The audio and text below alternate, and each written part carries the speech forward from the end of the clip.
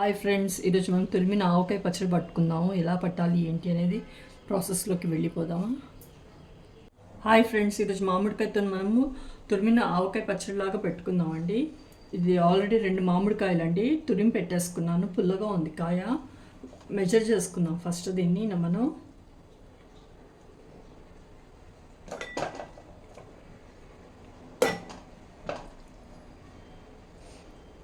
ఇది 2,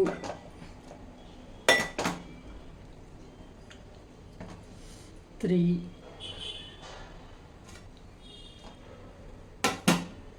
4కి కొంచెం తక్కువ ఉందండి.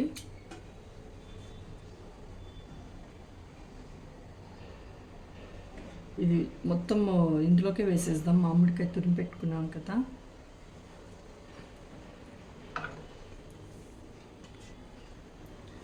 చూడండి, 4 వేసుకున్నాను. మెంతులు ఫ్రై చేసుకుందామండి. 1 టేబుల్ స్పూన్ వేసుకుంటున్నాను. ఇప్పుడు ఫ్రై చేసుకుందాం. డ్రై రోస్టే చేసుకోవాలి. ఫ్లేమ్ లోలో పెట్టుకున్నాను.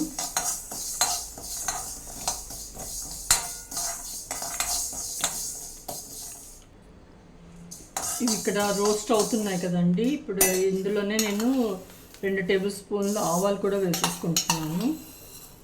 2 టేబుల్ స్పూన్ వేసుకున్నాను ఆవాలు. దీంతోనే రోస్ట్ చేద్దాం ఇవి కూడా.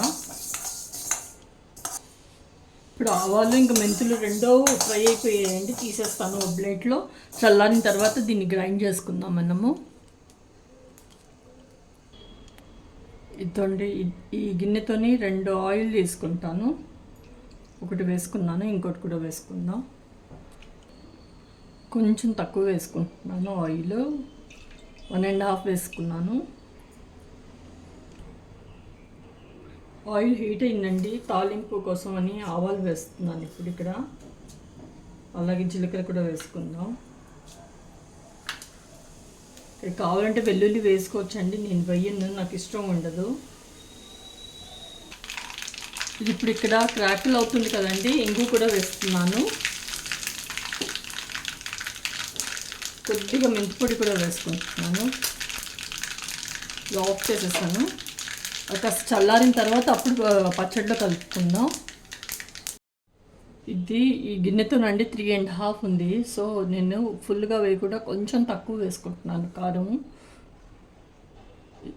ఇది మెజర్ చేసాం కదండి. 3.5 ఉంది కాబట్టి ఒకవేళ 4 ఉంటే ఫుల్ కారం వేసుకోవచ్చు.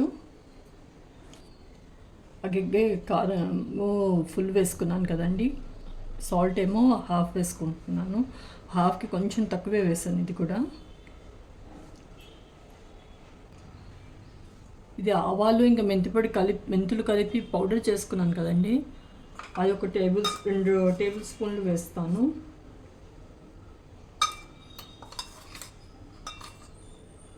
టూ టేబుల్ స్పూన్స్ వేసుకుంటున్నాను. ఇవన్నీ మిక్స్ చేసుకుందామండి ఫస్ట్.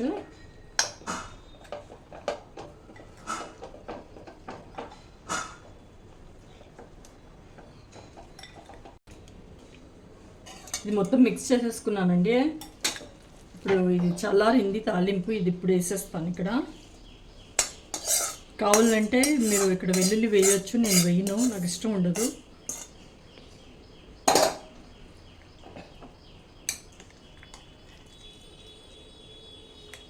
మిక్స్ చేద్దాం ఇది.